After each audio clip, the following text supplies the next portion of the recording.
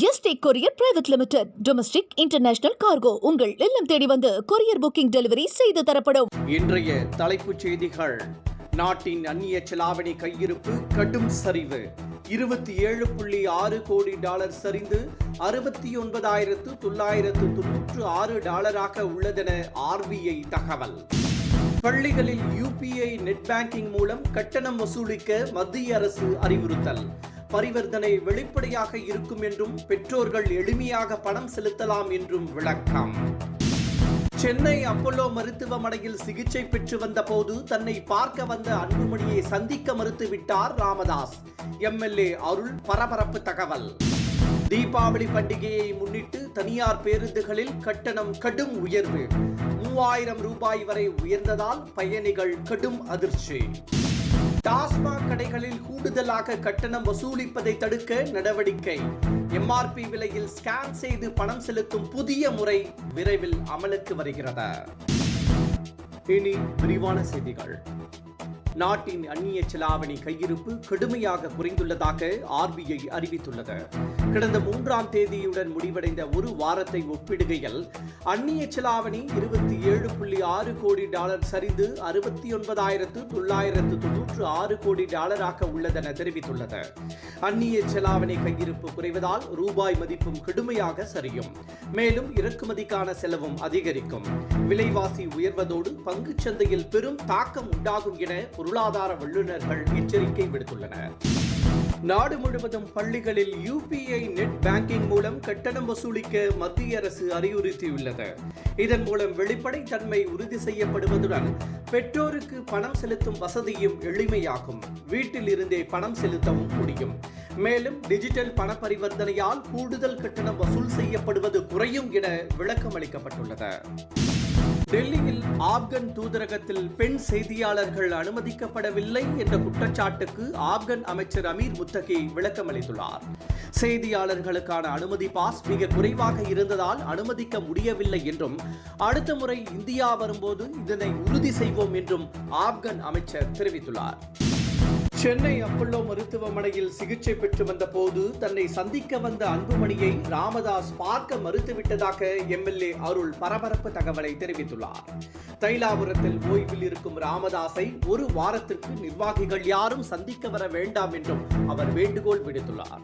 அதன் பிறகு மாவட்ட வாரியாக ராமதாஸ் சுற்றுப்பயணம் மேற்கொள்வது குறித்து பயண திட்டம் தயாரிக்கப்படும் என்றும் MLA அருள் தெரிவித்தார். டாஸ்மாக் கடைகளில் கூடுதலாக கட்டணம் வசூலிப்பதை தடுக்க MRP விலையை ஸ்கேன் செய்து பணம் செலுத்தும் முறை விரைவில் அறிமுகப்படுத்தப்பட உள்ளது.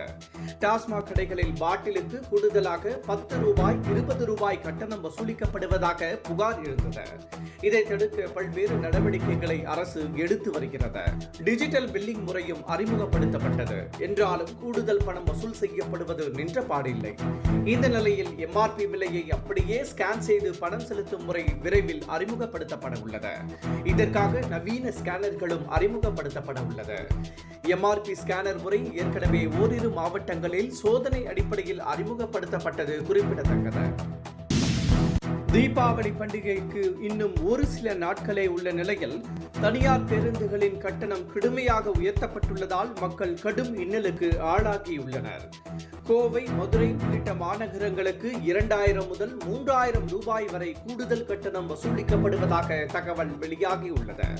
கூடுதல் கட்டணம் வசூலிக்கும் தனியார் பேருந்து நிறுவனங்கள் மீது கடும் நடவடிக்கை எடுக்கப்படும் என அரசு எச்சரித்து வருகிறது. என்றாலும் பயணிகளின் அவசரத்தை பயன்படுத்தி தொடர்ந்து கூடுதல் கட்டணத்தை ஆம்னி பேருந்து நிறுவனங்கள் வசூலித்து வருவது குறிப்பிடத்தக்கது. EPS இருக்கும் வரை அதிமுக கூட்டணிக்கு விஜய் வரமாட்டார் என அதிமுக முன்னாள் நிர்வாகி புகழேந்தி தெரிவித்துள்ளார். அண்மை காலமாக EPS மீது கடுமையான விமர்சனங்களை அவர் முன்வைத்து வருகிறார். இந்த நிலையில் தனது பரப்புரை கூட்டத்தில் அதிமுக கொடி பறப்பதாக கூறி EPS அரசியல் செய்து வருவதாக புகழேந்தி விமர்சித்துள்ளார்.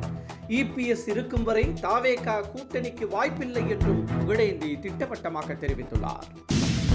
காசாவில் அமைதியை மீட்டெடுப்பது குறித்து எகிப்தில் நாளை முக்கிய ஆலோசனை கூட்டம் நடைபெறுகிறது. காசாவில் போர் நிறுத்தத்தை ஏற்படுத்த ட்ரம்ப் அண்மையில் ஒரு ஒப்பந்தத்தை முன்மொழிந்தார். இதற்கு இஸ்ரேலும் ஹமாஸ் அமைப்பும் ஒப்புதல் தெரிவித்தன. இந்த நிலையில் காசாவில் அமைதியை மீட்டெடுக்கும் கூட்டத்தில் நாளை ட்ரம்ப் உள்ளிட்ட 20 தலைவர்கள் கலந்து கொள்கின்றனர். இதற்காக பிரதமர் நரேந்திர மோடிக்கும் அழைப்பு விடுக்கப்பட்டுள்ளது. ஆனால் பிரதமரின் பயணம் இன்னும் இறுதி செய்யப்படவில்லை என கூறப்படுகிறது. இத்துடன் இந்த செய்திகள் நிறைவடைகின்றன. மீண்டும் மாலை 5 மணிக்கு சந்திக்கலாம். வணக்கம். Yesterday courier private limited domestic international cargo உங்கள் இல்லம் தேடி வந்து கொரியர் புக்கிங் டெலிவரி செய்து தரப்படும். என்றும் உங்களுடன் மை இந்தியா. முக்கிய செய்திகளை உடனுக்குடன் தெரிந்து கொள்ள சப்ஸ்கிரைப் பண்ணுங்க, பெல் பட்டனை பிரஸ் பண்ணுங்க. என்றும் உங்களுடன் மை இந்தியா.